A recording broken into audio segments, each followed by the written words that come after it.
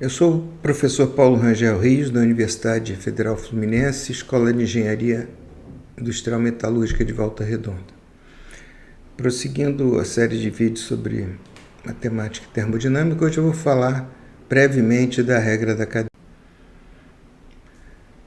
Vamos falar de regra da cadeia de uma variável, regra da cadeia de duas variáveis, um caso particular, e vamos à temida regra cíclica e finalmente um exemplo. Bem, aqui todo mundo viu isso em cálculo 1, regra da cadeia de uma função de uma variável. Então, se x é uma função de t, a derivada de f em relação a t vai ser a derivada de f em relação a x, a derivada de x em relação a t. A gente também pode supor que são duas variáveis, as duas sejam funções de uma única variável, nós estejamos derivando em relação a t. A mesma coisa vai se verificar aqui. A derivada parcial de z em relação a x, dx dt, a derivada parcial de z em relação a y, dy dt. Se a gente quiser a segunda derivada, cada um que se divirta por si, tentando deduzir isso aqui, eu só coloquei para uma questão de ficar. Embora a gente ainda esteja dentro do escopo do cálculo a várias variáveis, as coisas aqui complicam um pouco, porque agora nós temos duas variáveis. Então, nós temos que x é função não só de t, mas de u e de v, y é função de u e de v, e z é função de x e y. Vejam que isso é importante para a termodinâmica, que muitas vezes a gente quer transformar uma certa função z, que é a função de x e y, numa função z, que é a função de u e v.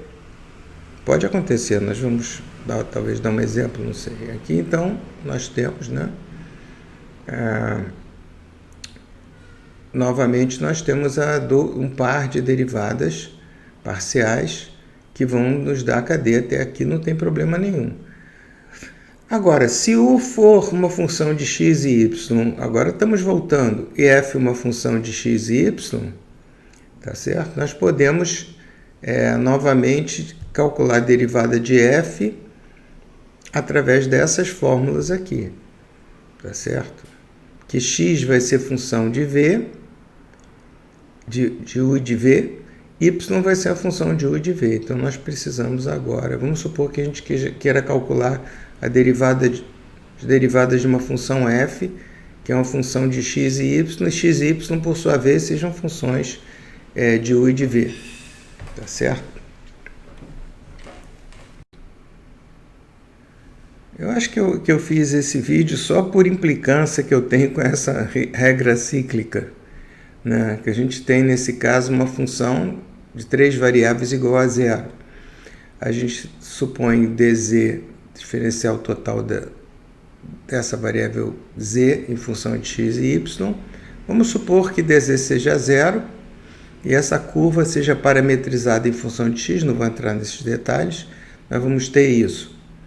Então, dz igual a zero vai dar isso, e isso daqui vai se... Tem mais de uma maneira de provar isso. E quando a gente inverte, a gente tem essa derivada cíclica que a gente vê em todos os livros de termodinâmica e procura fugir dela o mais rápido possível, porque realmente ela sempre, para mim, teve um ar assim um tanto estranho. Mas está aí.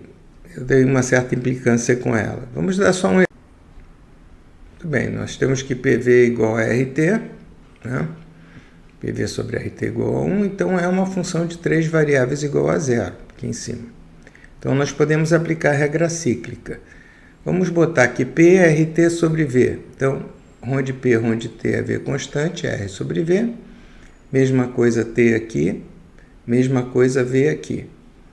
Então, nós temos agora, calculamos essas três derivadas da regra cíclica, estamos multiplicando uma pela outra, que dá menos 1.